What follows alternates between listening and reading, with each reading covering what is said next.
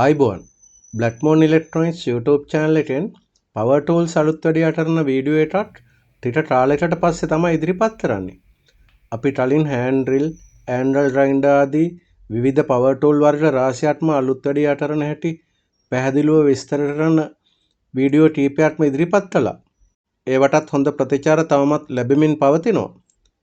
ස්තුතියි. විශේෂයෙන්ම ට්‍රම්පෙසා අලුත් වැඩියා වලනත් අපි වීඩියෝ ටීපයක්ම වගේ ඉදිරිපත් කළා. හොඳයි අද ඉදිරිපත් කරන්නේ වොට් 650 ජිට්සෝ මැෂින් එකක් අලුත් වැඩියා කරන හැටි පෙන්වන වීඩියෝවක්. අද අපි අලුත් වැඩියා කරන්නේ ටෝටල් වර්ගයේ ජිට්සෝ එකක්.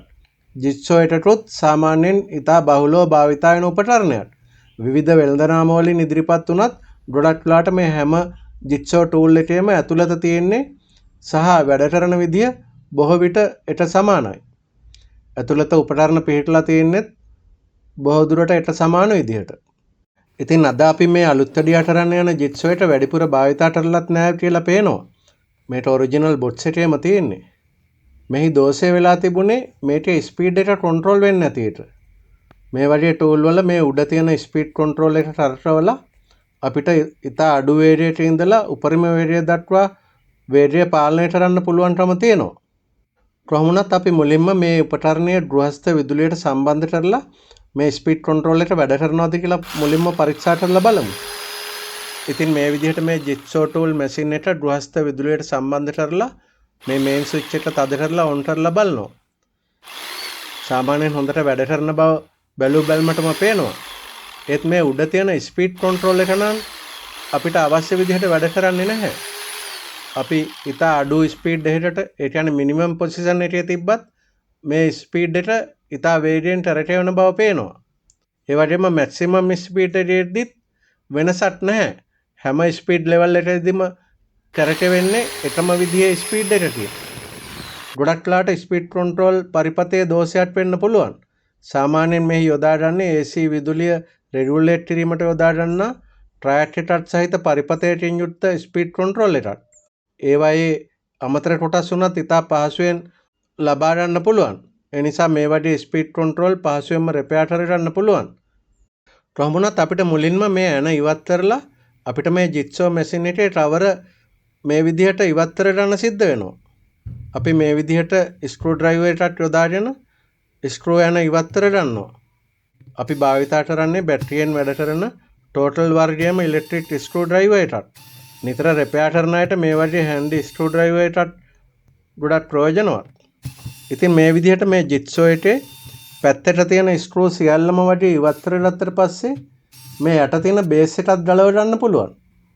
ඇලන් ටී හෙඩ් එකත් සහිත ඇන දෙකකින් තමයි මේ බේස් එක සවිටරලා තියෙන්නේ. අපි ඇලන් ටී එකක් යොදාගෙන මේ මෙටල් බේස් එකත් මේ විදිහට ගලවලා ඉවත් කරගන්නවා. මේ පියන් දෙක සම්පූර්ණයෙන්ම ගලව ගන්න කලින් මේ ඉදිරියේ තියෙන ප්ලාස්ටික් ඩාඩ් එකත් මේ විදිහට ඉවත් කරගන්න අවශ්‍යයි. ඇන යොදලා නැහැ ප්ලග් කරලා තියෙන්නේ. දැන් අපි අවසානයේදී මේ විදිහට ඉහළ පියන ඉවත් කරගන්නවා. අපි මැෂින් එකේ ඉහළ ටවරේ ඉවත් කරගත්ත හැටියෙම අපිට මේ ස්පීඩ් කන්ට්‍රෝල් එකේ නොබ් එක ගැලවිලා ඉවතට ඇවිත් කියලා වැටහෙනවා. ඇත්තටම මේ නොබ් එක සවිටරලා තියෙන ඇනේ කැඩලා නිසා පහසුවෙන්ම ප්‍රී ටැරට වෙනවා කියලා අපිට හිතෙනවා. ඇත්තටම මේක කන්ට්‍රෝල් වෙන්නේ නැති හේතුව ඒකයි. මේක සාමාන්‍ය වොලියම් කන්ට්‍රෝල් එකක්. මම මුලින්ම විස්තර කරපු විදිහට ස්පීඩ් කන්ට්‍රෝල් පරිපතය මේ වගේ වොලියම් කන්ට්‍රෝල් එකක් ට්‍රයැක්ටර් සහ ඩයැක්ටර් ආදී උපකරණ වලින් සමන්විතයි. ඉතා සුළු උපකරණ කීපයක් විතරයි තියෙන්නේ. ඒ නිසා මේ ස්පීඩ් කන්ට්‍රෝල් සර්කිට් එකේ වෙනත් දෝෂයක් වුණත් ඇති වුණොත් අපිට ඉතා පහසුවෙන් අලුත් වැඩේ අතරගන්න පුළුවන්. ඒ සර්කිට් එකේ සාමාන්‍ය ආදර්ශ පරිපත සටහනකුත් අපි මේ සමග ඉදිරිපත් කරනවා. ඒ වගේම මේ පරිපතය එක ස්ක්‍රූ ඇනයකින් මේ ජිට්සෝ එකේ බොඩි එකට සම්බන්ධ වෙලා කියලාත් අපිට පෙනී යනවා. අපි ඒ ඇනේ ඉවත් කරලා මේ පරිපතය ඉවතට ගන්නවා. අපිට දැන් මේ පරිපතයේ තියෙන තරමට විශාල වොලියම් කන්ට්‍රෝල් නොබ් එක මේ පරිපතයෙන් ගැලවිලා ගිහිල්ලා කියලා දැක ගන්න පුළුවන්.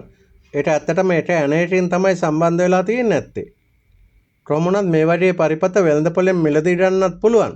අන්තර්ජාලයේ අපි සොයා බලද්දී දාරාස්සෙට හෝ අලිඑක්ස්ප්‍රස් වැනි තැන්වලින් බොහෝ දුරට මීට සමාන එකක් මිලදී ගන්න පුළුවන්. මිල ගණන් සමගම මම කීපයක්ම සඳහන් කරන්නම්. දේශීය වෙළඳපොලෙත් සමහර විට හොයාගන්න පුළුවන් වෙයි. නිව්ලන්ට්‍රා වගේ ආයතන වලින් මේ යුනිට් එක අරගෙන ගිහින් සමානයටත් හොයාගන්න පුළුවන්. කොහොමුණත් අපි මුලින්ම මේ කැඩුණු නොබ් එක වෙනුවට අලුත් එකක් ලබා ගන්න පුළුවන්ද කියලා සොයා බැලුවා. මේ වගේ වොලියම් කන්ට්‍රෝල් නම් වෙනම ලබා ගන්න විදිහක් නැහැ. ගොඩක් වෙලාට සර්කිට් පරිපත සම්පූර්ණ කරපුවා විතරයි විකුණන්න තියෙන්නේ. ඉතින් මුලින්ම අපි උත්සාහ කරන්නේ මේ කැඩිච්ච නොබ් එක නැවත තිබුණු විදිහටම අලුත් වැඩියට කරගන්න පුළුවන්ද කියලා උත්සාහ කරන්න යන එක. ඒ සඳහා මුලින්ම මේ කුඩා පරිපත බෝඩ් එකෙන් මේ වොලියම් කන්ට්‍රෝල් එක ඉවත් කරගන්න අවශ්‍ය වෙනවා. අපිට පෙනී යන පරිදි මේන් ස්විච් එකට සහ මේ ආමේචර් එකට සම්බන්ධ වුණ වයර් දෙකකින් තමයි මේ පරිපතය සම්බන්ධ වෙලා තියෙන්නේ. අපි මුලින්ම මේ වයර් දෙක ඉවත් කරගන්න මේ විදිහට උත්සාහ කරනවා. පරිපතයට සෝල්ඩර් කරලා තියෙන වයර් සහ වොලියම් කන්ට්‍රෝල් එකේ පින් වල තියෙන EM ඉවත් කරගන්න අපි මේ ඩීසෝල්ඩරින් පම්ප් එක යොදාගත්තා. ඉලෙක්ට්‍රොනික් රිපෙයාර්ස් නිතරම කරන අයට මේ වගේ ඩීසෝල්ඩරින් පම්ප් එකක් ඉතාම ප්‍රයෝජනවත් එකක් කියලා කියන්න ඕනේ. ඉතා පහසුවෙන්ම පරිපත වලට ඩැමේජ් කරන්නේ නැතුව කොම්පෝනන්ට් ගලවලා ඉවත් කරගන්න පුළුවන්. මේ ඩීසෝල්ඩරින් පම්ප් එකටත් අපි බ්ලැක්මෝන් ඉලෙක්ට්‍රොනික්ස් YouTube channel එකෙන් වැඩි විස්තර සහිතව වීඩියෝ එකක් ඉදිරිපත් කළා. කැමති අයට ලින්ක් එක මේ සමග ඉදිරිපත් කරන්න. ඉතින් දැන් අපි මේ ගලවපු වොලියම් කන්ට්‍රෝල් එක හොඳින් පරීක්ෂා කරලා බලමු. ඇත්තටම මේ වොලියම් කන්ට්‍රෝල් එක කොටස් දෙකකින් සමන්විතයි.